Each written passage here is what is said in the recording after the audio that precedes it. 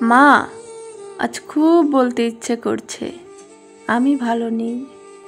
তুমি তো জানো আমি সব কথা তোমাকে বলতাম, আর এখন তুমি নেই আর আমি এত কিছু জমিয়ে রেখেছি নিজের ভেতর, কাউকে বলা হয় না। এই শ্বশুর বাড়িতে আপন বলতে কেউ নেই মা। চারপাশে সবাই আছে, কথা বলে, হাসে, কিন্তু আমার নিজের জন্য কেউ নেই। তোমার মতো কেউ জিজ্ঞেস করে না আজ সারাদিন কেমন গেল, তোর মুখ এত ফ্যাকাশে কেন, কিছু খেয়েছিস ঠিক করে? মা, এখানে আমার হাসি মানে সবাই খুশি, কিন্তু আমার কান্না মানে অস্বস্তি। তাই আমি চুপ থাকি, শুধু মনে মনে তোমাকে ডাকি। একবার যদি তোমার কণ্ঠ শুনতে পেতাম, তুমি বলতে তুই যেমনই থাকিস তুই আমার মেয়ে, আমি তোকে বুঝি। মা জানো, এই ঘরটা আমার না, এই বিছানাটা, এই দেয়ালগুলো, এই রান্নাঘরের শব্দ, কারো পায়ের আওয়াজ, সব কিছুই যেন অন্য কারো। আমি আছি এখানে, কিন্তু মনে হয় আমি যেন নেই।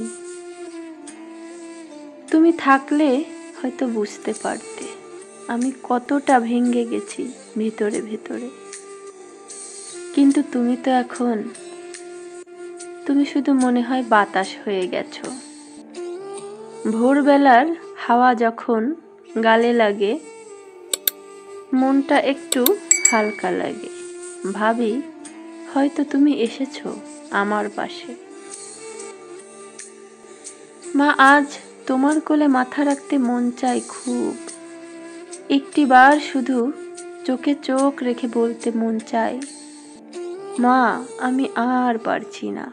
তুমি নিশ্চয়ই কাঁধে হাত রেখে বলতে পারবি, আমি আছি না তোর সাথে। তুমি যদি দেখতে মা, আমার মুখটা হাসছে ঠিকই, কিন্তু চোখের নিচে কষ্ট জমেছে দিনের পর দিন, আর কেউ টের পায় না। কিন্তু তুমি পেতে মা, তুমি তো সব বুঝতে।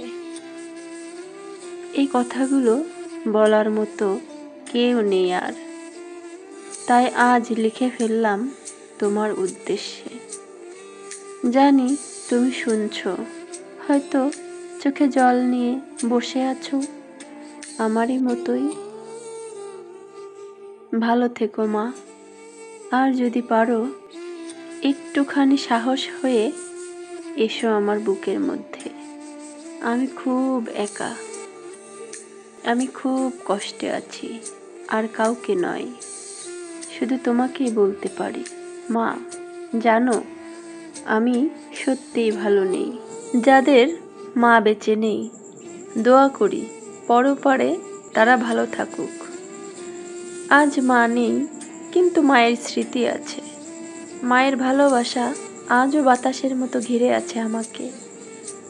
আমি জানি যতই একা লাগুক না কেন, মা কোথাও না কোথাও আমার শক্তি হয়ে আছেন। হয়তো আমি কাঁদি, হয়তো ভেঙে পড়ি, কিন্তু তার শেখানো সাহস আমাকে আবার দাঁড় করিয়ে দেয়। আজও ভোরবেলায় হাওয়া যখন মুখে লাগে, মনে হয় মা আছে আমার পাশে। তখন আমি বুঝি আমাকে চলতে হবে, কারণ মায়ের ভালোবাসা এখনো আমার বড়। আর আমি যেদিন শক্ত হয়ে উঠব, সেদিন হয়তো অন্য কাউকে তার মায়ের মতো হতে পারবো, তার পাশে দাঁড়াতে পারবো, তার ভরসা হতে পারবো, যেমনটি আমার মা আমার জন্য ছিল।